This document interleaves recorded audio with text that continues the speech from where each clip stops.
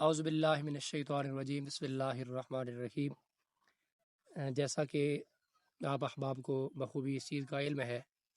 کہ سویڈن کے اندر ایک مرتبہ پھر حکومتی سربراہی میں ناپاک جسارت کی گئی ہے قرآن پاک کو جلانے کی، اور یہ اللہ رب العالمین کی وہ واحد کتاب ہے، اللہ رب العالمین کا کلام ہے جو خالق ارض و سماوات نے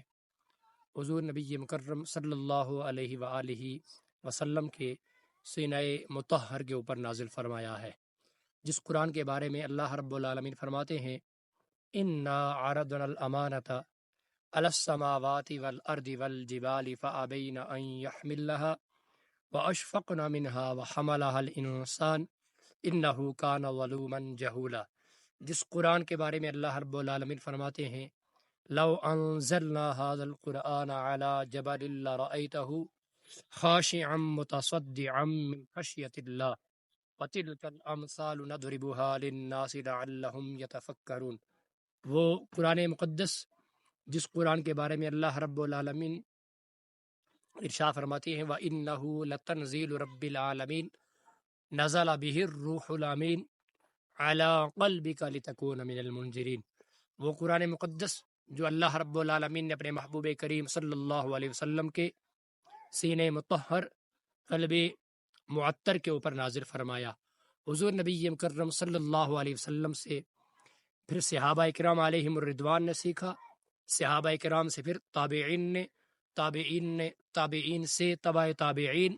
سلف صالحین سے ہوتا ہوا یہ قرآن کی تعلیم، یہ قرآن کی خوبصورت قرآن کا پیغام مجھے اور آپ تک پہنچا۔ لیکن میں حکومت وقت سے یہ مطالبہ کرتا ہوں اور حکومت پاکستان کے توسل سے سویڈن کے حکمرانوں اور سویڈن کی حکومت سے بھی یہ مطالبہ کرتا ہوں کہ بظاہر یہ کتابی شکل میں قرآن جو تم جلا رہے ہو اسے تو جلا دو گے، لیکن وہ قرآن جو 7 سال کے بچے کے سینے کے اندر، 10 سال کے بچے کے سینے کے اندر،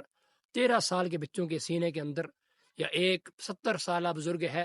تو اس کے سینے کے اندر موجود ہے، اور وہ اس قرآن کی نماز تراویح کے اندر بھی تلاوت کرتا ہے اور روزانہ کی بنیاد پہ اس قرآن کی تلاوت کو اپنا معمول بنا رہا ہے، اس قرآن کو تم کہاں سے مٹاؤ گے؟ اور میں حکمران وقت کو بھی یہ مطالبہ کرتا ہوں اور یہ پیغام دیتا ہوں، وہ پیغام کیا جو اقبال نے دیا تھا کہ درس قرآن گر تم نے نہ بلایا ہوتا، یہ زمانہ نہ زمانے نے دکھایا ہوتا۔ اللہ رب العالمین قرآن اور صاحب قرآن کے ساتھ اپنا تعلق مضبوط بنانے کی توفیق عطا فرمائے۔ وما علیہ الا البلاغ المبین۔